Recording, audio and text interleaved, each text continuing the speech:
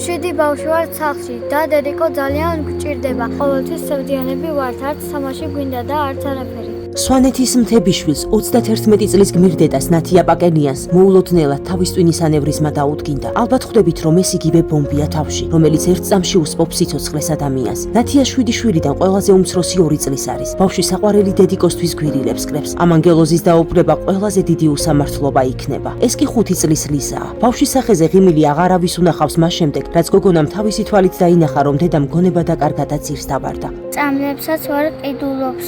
ფული არ აქვს. მე ძალიან გული მტკივა, რომ დედიკოს ასე უყურებ, მაგრამ არაფერს გაკეთება არ შემიძლია, რადგან პატარა ვარ.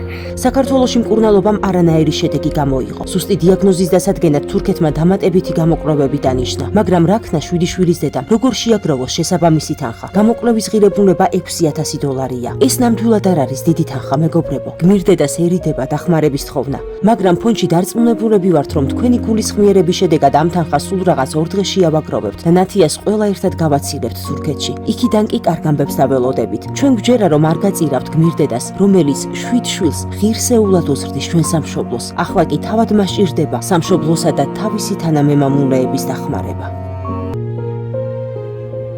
გადარიცხეთ ნებისმიერი თანხა ჩერნოვეცკის ფონდის ოფიციალური საიტის მეშვეობით.